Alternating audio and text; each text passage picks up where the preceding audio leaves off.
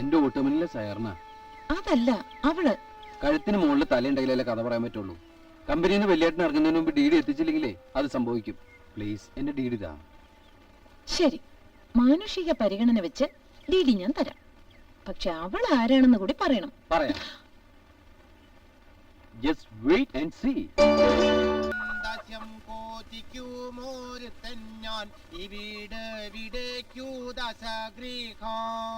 തസ്കാരാനല്ല ഞാൻ തമ്മാടിയല്ല ഞാൻ മുഷ്കാരാനല്ല ഞാൻ മുക്തശീലേ ക്ഷേത്രത്തിൽ നിന്നും തിരിച്ചു പോൻ ദേവിയെ സൂത്രത്തിൽ ഞാൻ എങ്ങ് കൊണ്ടുപോന്നു ദേവി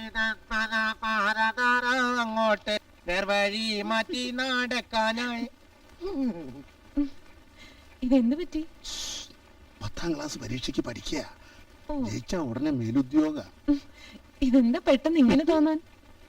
മുഖത്ത് നോക്കി വിളിച്ചു കൂവിയാലേ മനസ്സിലാവുള്ളൂ എന്ന് വെച്ചാൽ എന്താ ചെയ്യാ. വെളുപ്പിന് എഴുന്നേറ്റ് തുടങ്ങിയതാ. ഒരു തുള്ളി വെള്ളം പോലും ഇറക്കിയിട്ടില്ല എന്റെ മോൻ.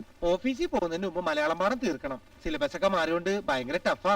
എന്തിനാ ചില ബസ്സിലും പല ബസ്സിലൊക്കെ പോണേ? സാധാരണ പോണ ബസ്സിൽ പോയാ പോരെ? അയ്യോ അമ്മാമ, സിലബസ് എന്നാ പറഞ്ഞത്. ആ, എന്ത് കുന്തണെങ്കിലും ആവട്ടെ. സംസാരിച്ച സമയം കാണും ഞാൻ പഠിച്ചേ. സാരസ്യം വിശദമാക്കുക. കാഞ്ചന സീത 2 ആഴ്ച മഞ്ഞുകൊണ്ട്. കാഞ്ചന സീത 2 ആഴ്ച മഞ്ഞുകൊണ്ട്. അയ്യോ, 2 ആഴ്ച മഞ്ഞുകൊണ്ടെന്നല്ല, 2 ആഴ്ച ചമഞ്ഞുകൊണ്ട്. കാഞ്ചന സീത 2 ആഴ്ച മഞ്ഞുകൊണ്ട്. അച്ചടി പശക.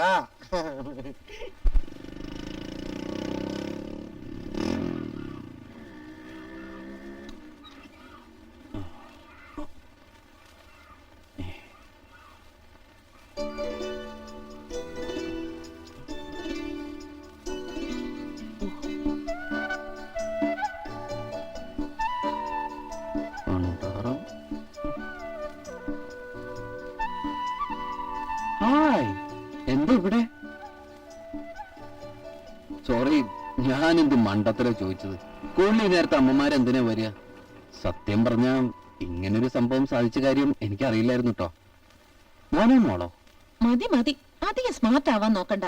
ഡീഡിയും കൈപ്പറ്റി കഥ പാതിയിൽ നിർത്തി അന്ന് രക്ഷപ്പെട്ടതല്ലേ. എവിടെ മുങ്ങിയാലും ഇവിടെ പൊങ്ങുന്ന എനിക്കറിയാം. വെറുതെ.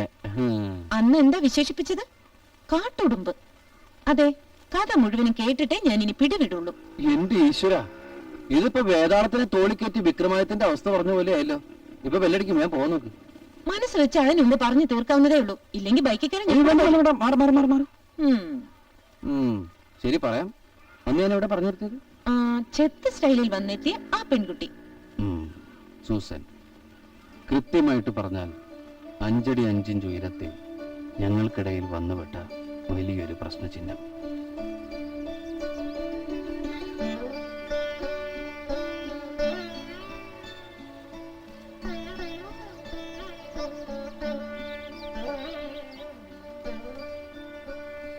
എന്താ മിണ്ടാത്തെ? അല്ലെങ്കിലും പിണക്കം കുടിയടപ്പാവശമായിട്ട് തീരെഴുതി വാങ്ങിച്ചിരിക്കുന്ന ആളാണല്ലോ. സത്യം പറഞ്ഞ മര്യാദക്ക് ഇപ്പൊ മിണ്ടാനും മുള്ളാനും എനിക്ക് പേടിയാ. പറഞ്ഞിട്ട് കാര്യമൊന്നുമില്ല. തൈര് സാമ്പാറും കഴിക്കുന്ന ടീമല്ലേ നിന്റെ അച്ഛൻ. താൻ ഇവിടെ വന്ന് നിൽക്കുക. ഞാൻ എവിടെയൊക്കെ അന്വേഷിച്ചെന്നറിയോ? ആണല്ലേ? എന്താ കാണണമെന്ന് പറഞ്ഞത്? കാണണമെന്നോ? ഞാനോ? ഓഹോ, അപ്പൊ ഇന്നലെ ഹോസ്റ്റലിൽ വന്ന് പഞ്ചാര കുഞ്ചുമായി താൻ പറഞ്ഞതൊക്കെ മറന്നുപോയല്ലേ? അല്ലെങ്കിൽ ഈ ആൺവർഗം ഇങ്ങനെയാ. നിന്റെ ചിരിയിൽ ഏതോ ദേവതമ്പുരുവിലെ മീട്ടാത്തൊരു ശ്രുതിയുണ്ട്. ചുവടുകളിൽ പ്രകൃതി പോലും കൊതിക്കുന്ന ഒരു താളമുണ്ട് എന്നൊക്കെ എന്റെ മുഖത്ത് നോക്കി പറഞ്ഞത് താനായിരുന്നില്ലേ? അയ്യോ, പച്ചക്കള്ള, നീ ഒന്നും വിശ്വസിക്കരുതട്ടോ. ഓഹോ, ഇപ്പൊ അങ്ങനെയായില്ലേ? വേണ്ട, പുറകെ വരുമല്ലോ, അപ്പൊ കാണാം. ബായ്. ബൈ ഇല്ല, ഞാൻ അങ്ങനല്ല. അവരാരാ എനിക്ക് മാളൂട്ടി? സത്യമായിട്ട് ഞാൻ അറിഞ്ഞല്ല. എന്നെ പറ്റിക്കായിരുന്നല്ലേ? അയ്യോ അല്ല, ഞാൻ എവിടെ നിന്നെങ്കിലും സത്യം ചെയ്യാം. വേണ്ട, എനിക്കൊന്നും കേക്കണ്ട. മാളൂട്ടി എന്നെ വിളിക്കണ്ട, ഇനി എന്നെ കാണും വേണ്ട. അല്ല മാളൂട്ടി, ഒന്നുമില്ല, ഞാൻ പറഞ്ഞു.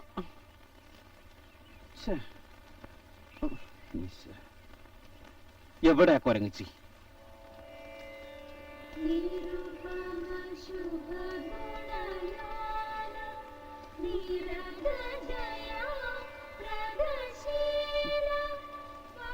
താൻ എന്ത് പണിയെ കാണിച്ചേ?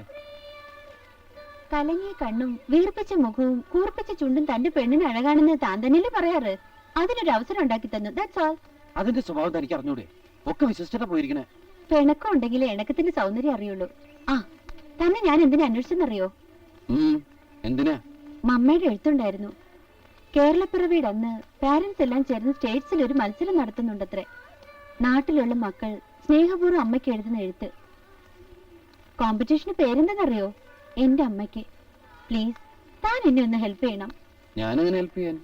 എത്ര കോരിയാലും വാത്സല്യജലം വറ്റാത്തൊരു സ്നേഹസമുദ്രമാണ് എന്റെ അമ്മ എന്നൊക്കെ താനല്ലേ പറയാറ്.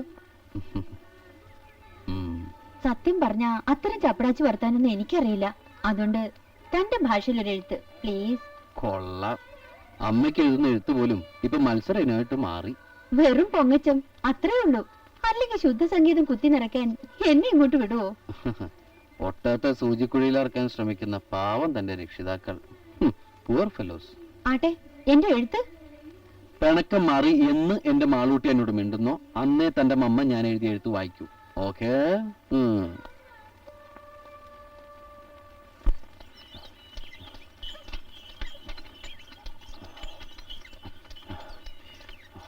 എവിടം വരെ പോയാലും ഞാനും ഉണ്ട് കൂടെ. എല്ലാരും അറിയട്ടെ, എന്റെ മുഖത്ത് നോക്കി പിണക്കൂലെന്ന് പറഞ്ഞാലേ ഞാൻ തിരിച്ചു പോവുള്ളൂ. എഞ്ചിനില്ല വണ്ടി പോലെ ഇങ്ങനെ പോയിട്ടും കാര്യമില്ലല്ലോ. ഞാനൊരു ഒറ്റമൂലി പറയട്ടെ. ശ്വാസം മേലോട്ട് വലിച്ച് കീഴ്പോട്ട് വിടാതെ രണ്ട് കണ്ണും ഇങ്ങനെ മുറുക്ക അടച്ചു പിടിച്ച് കൈകൾ പൊക്കി തറയിൽ നിന്ന് രണ്ട് കാലും മേലോട്ട് ഉയർത്തി നിന്ന് 10 വരെ എണ്ണിയാ മതി. എല്ലാ പിണക്കവും മാറി കിട്ടും.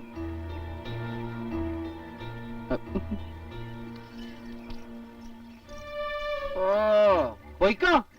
പിണക്കം മാറി മിണ്ടണോന്ന് തോന്നുമ്പോ ഇങ്ങോട്ട് വന്നാ മതി. എന്റെ കൈയും കാലും തലയും മൂക്കും എല്ലാം വേറിട്ട് എന്റെ ശവശരീരോട് കിടപ്പുണ്ടാവും. കണ്ടോ എന്റെ വീണാമ്പിക.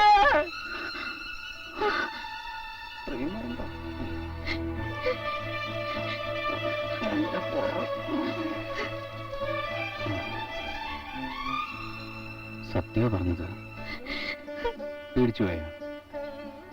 എനിക്കറിയാം ഈ മനസ്സിന്റെ ആഴം. വേണ്ട. അല്ല, നാളെ അഗ്രഹാരത്തിൽ പാട്ടും കൂത്തുമല്ലേ? എന്നെ വിളിക്കണില്ലേ? വരണ്ട അങ്ങോട്ട്.